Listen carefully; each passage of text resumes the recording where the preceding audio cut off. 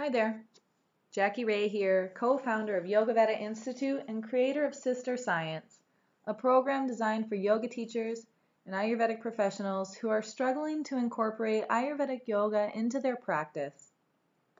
This week, we're taking a peek inside some key Ayurvedic themes and concepts.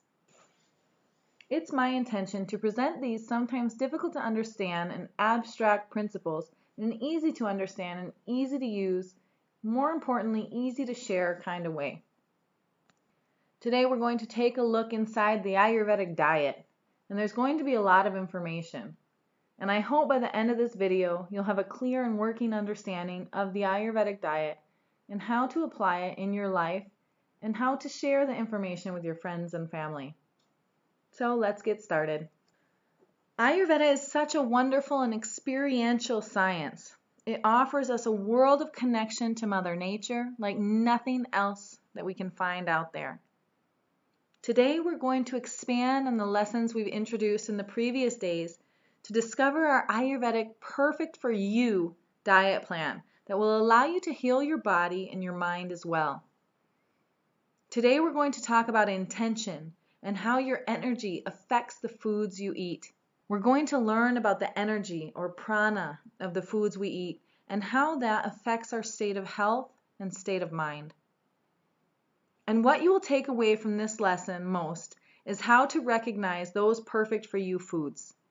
You'll learn how to balance your digestion, in turn improving all aspects of your health and well-being using nothing but your intuition and the signs that the universe is leaving just for you.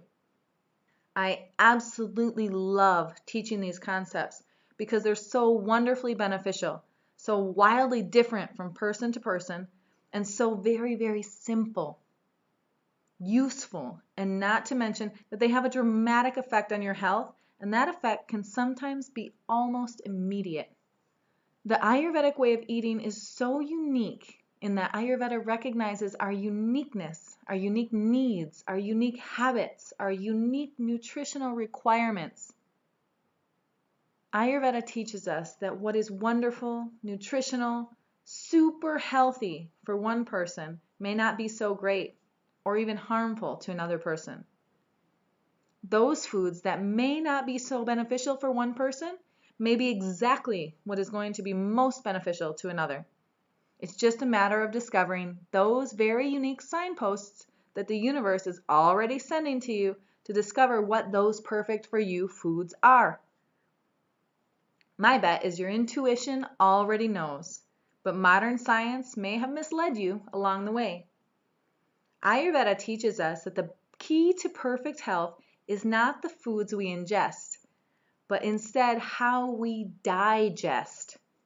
You may have heard the phrase, "You are what you eat."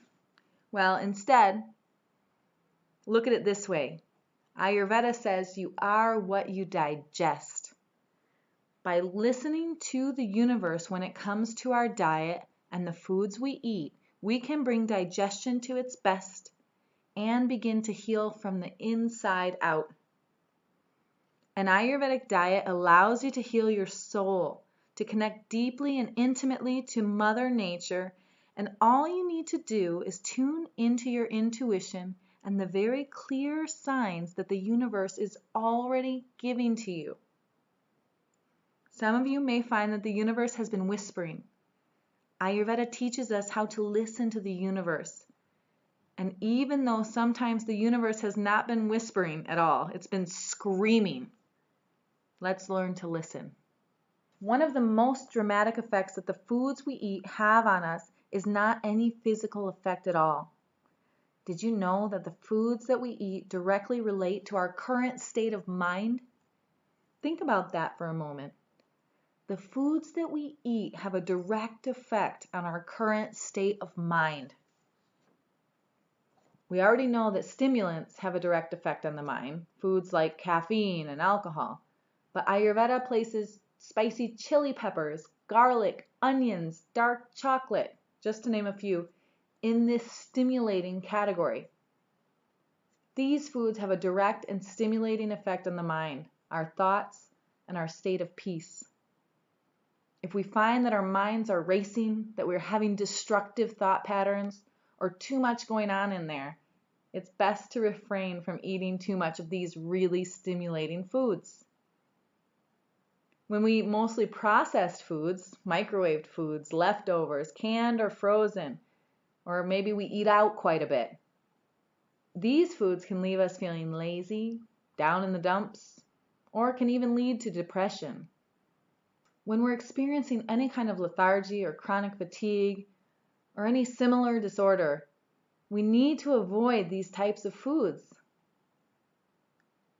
When we eat a diet full of fresh, local fruits, veggies, nuts and seeds, grains, beans, and leafy greens that are not processed, not frozen, not canned, by using fresh, whole spices and all natural living ingredients, we're getting a diet that's rich in not only nutrition, but more importantly, prana, that life-giving energy that's so critical to our state of mind and well-being. Even the best intended organic products, if they're processed, packaged, and sold on shelves, are completely devoid of life-giving energy. So I like to think of it like this. Foods that are alive have an ability to provide a crucial element that Western nutrition tends to overlook. It's prana, the life force. It's pure energy. It's easy to recognize. Take, for example, any frozen or canned vegetable, let's say a green bean. Plant a frozen or canned green bean in the best soil. Care for it. Water it. Give it lots of love and sunlight. No amount of care and love can make that dead bean grow. On the contrary, plant a fresh green bean and voila, it grows. That shows you there's prana there. Spices are another great example. Most spices have a prized medicinal value in Ayurveda. But these spices, when they're all ground up, packaged and sold, the prana, that life-giving potential, is gone. It's just gone. Can you plant a seed powder and expect it to grow? No. Take the whole spice seed, even when it's been packaged. It grows. Why? Why is that? Because seeds in their whole form can hold prana for a long time. Sometimes for years, sometimes for decades. Other foods that are excellent at holding prana are dried grains, dried beans, root veggies, and so on. So a good rule of thumb is to look for life in your food. When we eat fresh, live foods, we can begin to take on those peaceful, wholesome qualities in our mind. Our thoughts become pure, loving, and full of goodness. Eat fresh, organic, non-GMO grown, local foods and reduce the amount of unhealthy, processed, leftover, frozen, canned, and stimulating foods to experience a calm and peaceful state of mind. Now you may be asking yourself, but what food should I eat if I'm so unique? How do I find a diet that's perfect for me? Well, the universe has that all taken care of for you. So remember in our previous lessons that we've talked about the elements. Remember space, air, fire, water, and earth? You should have already determined what elements are most prevalent in you at this very moment. Now, in order to follow the universe's signs, you determine what elements are predominant in you and balance out by eating foods that are exactly the opposite element in them.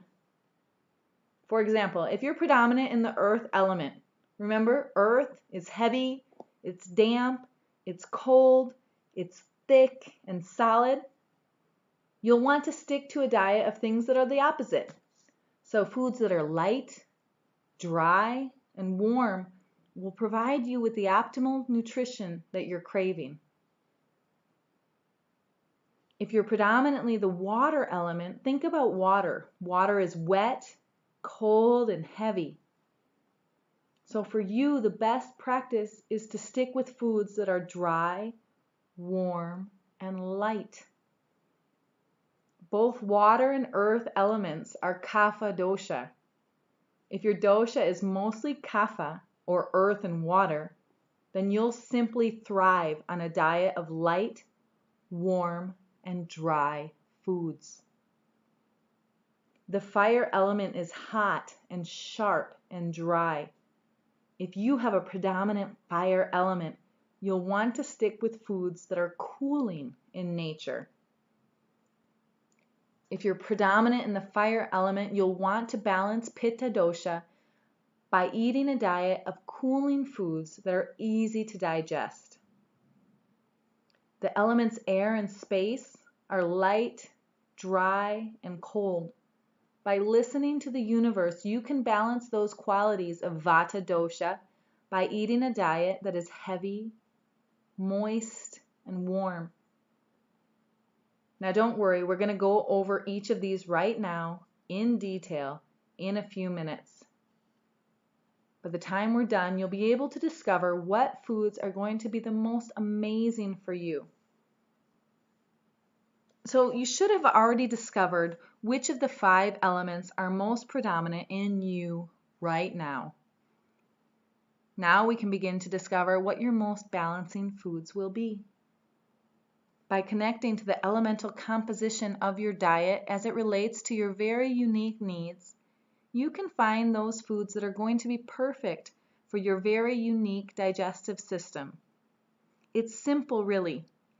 Each food category is mostly made up of one or more of the elements. Fruits, for example, are mostly water and earth. Water and earth are cold and heavy and damp. If you're mostly air and space or fire, you should eat plenty of fruits, which are predominantly water and earth. Take root vegetables, for example. Root vegetables are mostly earth and water. So those persons with mostly air, fire, space will do well with these root vegetables. Grains are mostly air and space.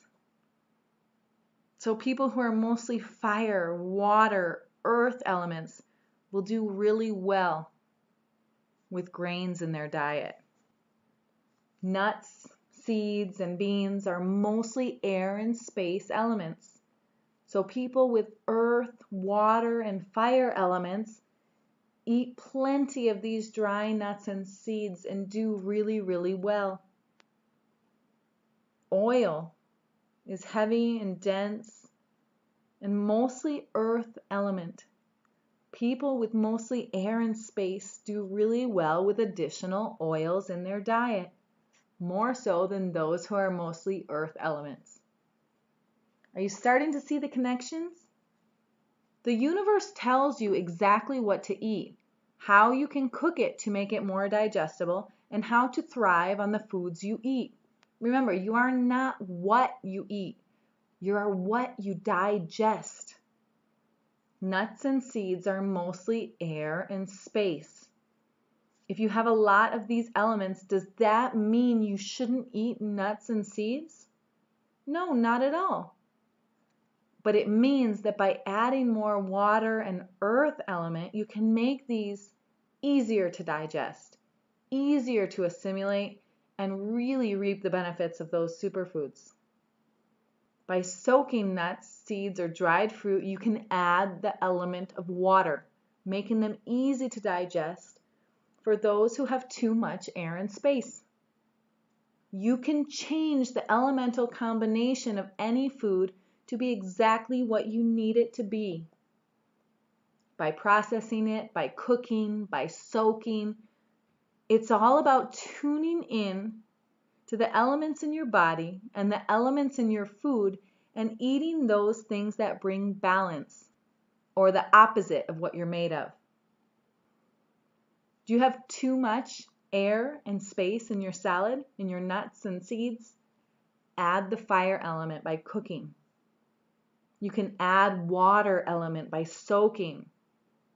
You can change the elemental combination of your foods to be more digestible for you. An Ayurvedic diet allows you to return to the balance and harmony that is our birthright. You were meant to be healthy and to thrive. So listen to the universe. It's already telling you the way. Let's take a moment to talk about the importance of oil in our diet. Healthy oils like ghee, coconut, sesame, almond, avocado are not only healthy, but they're also a necessary component of nutrition. Oils help to reduce bad cholesterol, but also provide a necessary component to those with a predominant air and space element to be able to digest and assimilate their foods more easily. Those with air and space predominant elements thrive with additional intake of oils in their diet. Because fruits are mostly water and earth elements, people with predominantly air and space, as well as fire, thrive with lots of fresh, juicy, heavy fruits in their diet. Fruits like banana, papaya, melons. All of these are rich in the elements of water and earth. So on the contrary, people with the same elemental combination, mostly water and earth, or kapha predominant people, will feel sluggish, slow, tired, and can even experience weight gain with these heavy, juicy fruits. If water and earth elements are predominant in you, you can favor fruits that have more qualities of air and space. More dry, light fruits like apples, sour grapes, cherries, and other not so heavy, juicy, watery fruits. By looking at the elemental combination of each vegetable in general, we can listen to the universe to see if these foods are right for us. By looking at the elemental combination of each food, we can listen to the universe to see if these foods are right for us. Are you predominantly air and space element? Eat veggies that are mostly earth and water. Heavy, earthy root veggies are most balancing for those with air and space. Are you predominantly fire? Favor cooling veggies. Root veggies and foods with air and space. Are you predominantly fire? Favor cooling veggies. Earthy root veggies and foods with air and space are going to be cooling and balancing when too much fire is present. Are you experiencing an excess of water or earth elements, or kapha dosha? You should favor veggies with more air and space. More light, dry salads for lunch, bitter greens, all of these have air and space elements that are predominant. Because grains are mostly air and space, but when they're cooked, you add the water element. So grains are wonderful for those with fire element predominant. Dry and light grains are not so great for those with air and space, or mostly vata dosha, but can be wonderful for those with mostly water and earth, or kapha. Heavy cooked grains are not so great for those with water and earth, but really great for those with too much air and space. What about beverages? So Ayurveda recommends a few key guidelines for your beverage intake. Have mostly water element? You'll do well with the recommended 6 to 8 glasses a day. Mostly fire? You'll thrive with a little more to cool that fire down, 7 to 9 glasses. Mostly air and space? You use up water faster than you can hold it. 8 to 10 or more glasses will do it for you. Drinking beverages with meals cools down and slows down digestion. Drink your water or tea 30 minutes before or after a meal. Give yourself time to digest. Avoid sugary beverages, fruit juices, and other processed, artificial, sugary beverages. These, of course, have very little nutritional value at all. Instead, favor fresh spiced teas and fresh fruit and veggie juices.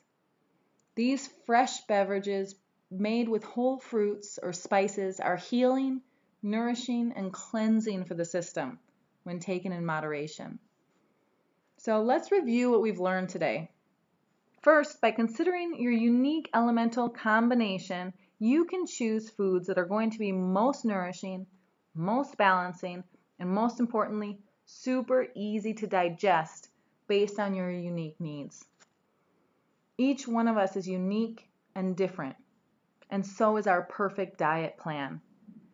As the elements in our bodies change according to our stages of life, according to seasons, time of day, we can begin to recognize these differences and make changes in our diets accordingly. Remember, you are not what you eat, but what you digest. In Ayurveda, how we digest has a direct result on our health. Now, lastly, I want to share a few key points to keep in mind. A few Ayurvedic guidelines that we should always remember. The first one is to always eat raw foods with raw foods and cooked foods with cooked foods. By mixing raw and cooked, we make our food difficult to digest. And remember, digestion is key. The second rule is to always eat dairy on its own. Avoid mixing yogurt with fruit or any dry granola. Always eat dairy on its own to ease digestion. Mixing dairy can increase the fire element. Always eat fruit on its own to aid in ease of digestion as well. Never mix seafood with dairy. Whew, that's a lot of information today, but don't worry, we've got you covered. So go ahead and finish the worksheet to determine what diet is going to be the best based on your very unique needs. When you have that, go ahead and share your diet plan and insights and any questions that might arise right inside our Facebook group. I'll be in there to answer all of your questions. Until next time, I'll see you in the next lesson.